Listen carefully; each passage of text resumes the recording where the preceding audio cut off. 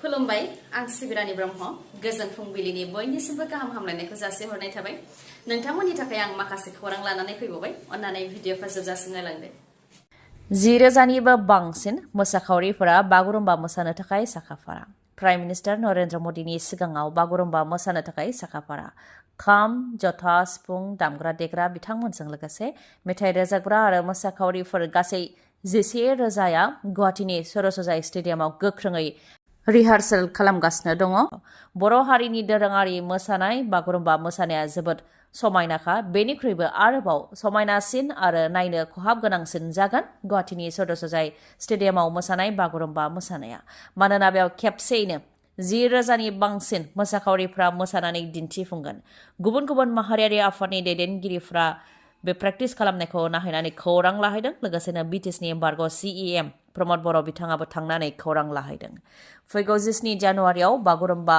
मोसागोना Guinness record खालामगोन ना खालामा बेखौ लानानै प्रमद बर' बिथांनाव सोंथि खालामनाय जादोंमोन बे प्रमद बर' बिथाङा फिननाय होयोदि बे खेबाव गिनिस वर्ल्ड रेकर्ड जानाय नङा बेनि थाखाय उनाव नाजाफिननो नांगोन बर'नि आफादफोर आरो जोंनि सोरखारा बेनि थाखाय नाजानो नांगोन होननानै बुंथियो प्रमद बर' बिथाङा बुंथिबावोदि बागुरुम्बा मोसानाया बयनिख्रुइबो गोजामसिन बर' हारिनि दोरोङारि मोसानाय जोंनि हारिमु फोथाराव बागुरुम्बा मोसानायखौ बिथा खालामनानैनो बर' हारिया हारिमुनि गुबुन गुबुन बिथिङाव खामानिखौ मावबोदों होननानै बुंथियो बिथाङा बेनिख्रुइ दुखुनांथावसिन आरो मा जाथाय जाबावनो हागौ बिसिया फिसाजो जोनोम होनायनि माखासे घन्टा सिगां फिसायखौ खोमानानै लानो गोनां जादों उनाव देहा राखाङै समावनो स्ट्रेचाराव उन्दुनानैबाबो जोबथा बिदाय होनो गोनां जादों बिसिया आरो 8 घन्टाल' जानाय फिसाजोआबो बिफाखौ अरायनि थाखाय जोबथा बिदाय होनो गोनां जादों महाराष्ट्रआव जानो मोनदों मोनसे जोबोरैनो बिखा खामथावना जाथाय इन्डियान आर्मिनि जवान हाविलदार प्रमद जाधव बिथाङा लामानि जाब्रबथायजों जिउ खोमानो गोनां जादों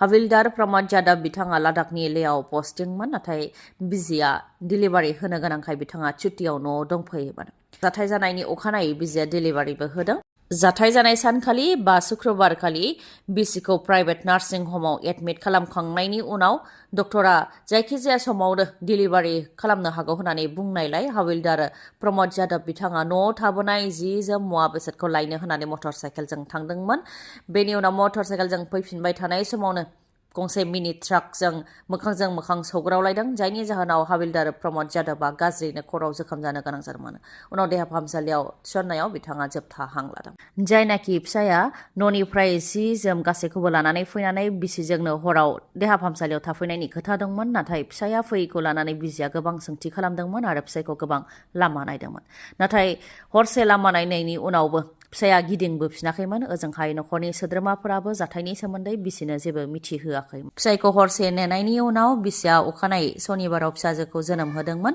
फिसाजोखौ जोनोम होनायनि माखासे घन्टानि उनावसो न'आव जानाय गासै जाथायनि सोमोन्दै मिथिहोदोंमोन बे समाव बिजिनि देहायानो राखाङाखैमोन अब्लाबो बिथाङा गावनि गोरलै फिसाजोखौ लोगोआव लानानै गामियाव थांदों लोगोआव नार्सफोरबो लांफादों बेनि उनाव फिसायखौ जोबथा बिदाय होदों ओजोंहाय आर्मिनिफ्रायबो गावसिनि नेम निथिनि गेजेरजों जोबथा बिदायखौ होदों नोंथाङा बारग' एनडिएफबिनि सोद्रोमा नामा आरो नोंथांनाव सिगांनि गोजाम केसफोर दङ नामा जुदि नोंथांनावबो सिगांनि गोजाम केसफोर दङबा जायखिजाया समावनो नोंथाङाबो जोबथेसालियाव लांजानो हागौ फोरमायथिनो गोनांदि बिटिआर गोरोबथानि सागानगिरिमोन एनडिएफबि आफादाबो नाथाय गुबैयै एनडिएफबि आफादा बिटिआर गोरोबथायाव सागान होनानै बेसेबां मुलाम्फा जादों बा खहा जादों बेखौ रायजो राजाफ्रा हमदांनो हायो जेराव एनडिएफबिनि गायसनगिरि आफादगिरि रन्जन दैमारि बिथाङा दिनैसिमबो उदां अख्राङाव फैनो हायाखै बिथाङा दिनैसिमबो जोबथेसालियावनो जोबथेनानै दोनजानो गोनां जादों आरो बिथांजों लोगोसे गोबां एनडिएफबिफोरानो दिनैसिमबो जोबथेसालियाव दङ आरो जायफोर जोबथेसालियाव गैया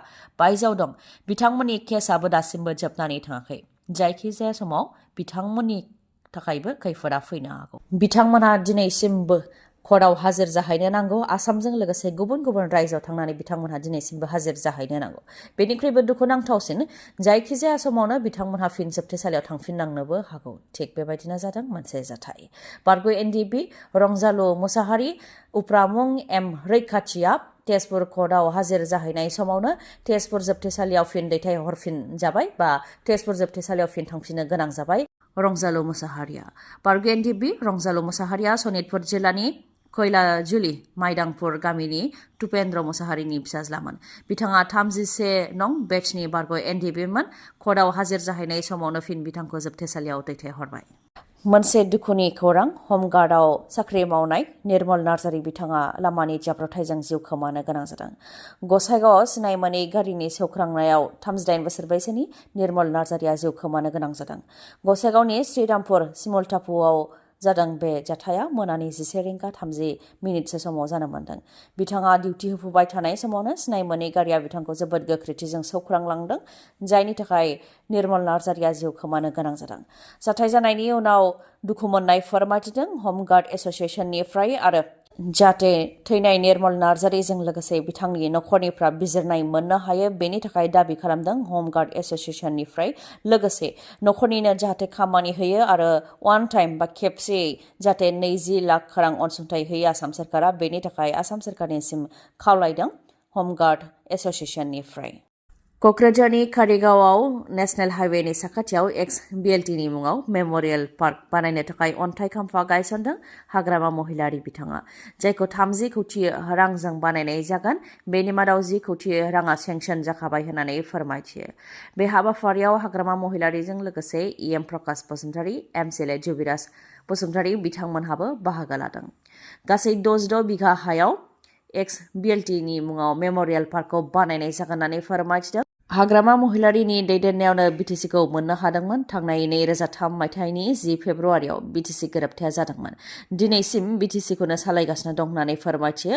बिर जोहोलावफोरनि मुंखौ जाहाथे गोसोखांनो हायो, बेनिखायनो नेशनेल हाइवेनि साखाथियाव मेम'रियेल पार्कखौ बानायनाय जागोन होननानै फोरमायथियो। देबरगावआवबो बड'लेण्ड सोमावसारनायाव मुंख्लं जानाय बिथांमोननि थाखाय सिमेट्रि बानायनानै होखाबाय हाग्रामा महिलारी बिथाङा आरो गोबां जोंनि गागि दैदेनगिरिफोर जेरै प्रेम सिंह ब्रह्म आरो हारिनि थाखाय जाय गेदेमाफोरा खामानि मावलांदोंमोन बिथांमोननि मुङावबो मेम'रियेल पार्क बानायनाय जागोन होननानै फोरमायथियो बिथांमोनहा। गोदान बोसोर फैनाय लोगो लोगो मागो फोरबो खुंनो थाखाय साखाफारा जादोंसै। जेथिंबो मागो फोरबोखौ फालिनो थाखाय साखाफारा जानायखौ नुनो मोननाय जादों। बेलागुर बानायनाय नुनो मोननाय जादों आरो जानो लोंनो थाखाय फिथा, सौराय, एन्थाब बायदि बानायनो थागथियारि जानायखौ नुनो मोननाय जादों। थिग बेबायदिनो मागो फोरबोखौ बिथा खालामनानै चिरां जिल्ला सिंनि हाग्रामा दालां सेराव 13 जानुवारि अदेबानि दिनैनिफ्राय 20 जानुवारिसिम 8 साननि हाबाफारिजों दमासि फेस्टिभेलखौ खुंनाय जागोन, जेराव दोरोङारि जानाय लोंनायजों लोगोसे गेलेनाय बादायलायनाय, मोसानाय बादायलायनाय, गेलेनाय बादायलायनाय जेरै भलिबल गेलेनाय आरो गुबुन गुबुन गेलेनायनि बादायलायनायफोरबो थागोन। बेनिखायनो जाय बिथांमोनहा गोसो गुदुं बिथांमोनहा जाहाथे बादायलायनायाव बाहागो लानोबा मुं होफैयो बेनि थाखायबो खावलायहरदों खुंफुं आफादनिफ्राय। 13 जानुवारि अदेबानि दिनैनिफ्राय लानानै 20 जानुवारि गासै 8 सानसिम खुंजागोन चिरां जिल्लानि हाग्रामा दालांनि साखाथियाव। 13 जानुवारि आरो 20 जानुवारियाव मेथाइ रोजाबगिरिफोरखौ हांख्रायहरनाय जादों होननानै फोरमायथिदों खुंफुं आफादनिफ्राय। हाथाय बाजाराव ना बेदर बायनो भिर, जायनाखि मागो फोरबो खाथियावसै आरो उरुखानि थाखाय गोबां ना बेदर जायो आसामनि थागिबिफोरा, बेनिखायनो हाथाय बाजारफोराव ना बेदर बायनो थाखाय भिर। बेनिनो खाबु लायो फालांगिरिफोरा। बेखौ खाबु लानानै गोबां बेसेन खालामनानै होयो ना बेदरनि बेसेनखौ। बेनिखायनो सांग्रां जादों आसामनि ना बिफान आरो एनिमेल हासबेन्डारि बिफाना, जाहाथे हाथाय बाजाराव ना आरो बेदरनि बेसेनखौ नांनायनि बांसिन लाया। बेनि थाखाय गोख्रोङै सेबनाय हाबाखौ मावदों आसामनि ना बिफान आरो एनिमेल हासबेन्डारिया। बेसेन बांनायजों लोगोसे नायाव फर्मेलिन होदों नामा बेखौ लानानैबो चेक खालामदों बिथांमोनहा। जुदि फर्मेलिन होनायखौ हमनो हायोब्ला बेनि हेंथा गोख्रों साजा होनाय जागोन बा गोख्रों राहा लानाय जागोन होननानैबो फोरमायथियो ना बिफाननिफ्राय। दिनैनि भिडिअआ एसेनोसै। गाबोन आरो गोदान भिडिअजों लोगो मोनफिनबावगोन। नोंथाङा दासिमबो आंनि चेनेलखौ साबस्क्राइब खालामाखैबा अन्नानै साबस्क्राइब खालामदो, लोगोसे लाइक, कमेन्ट आरो शेयार खालामनो दाबाव। गोजोन्थों।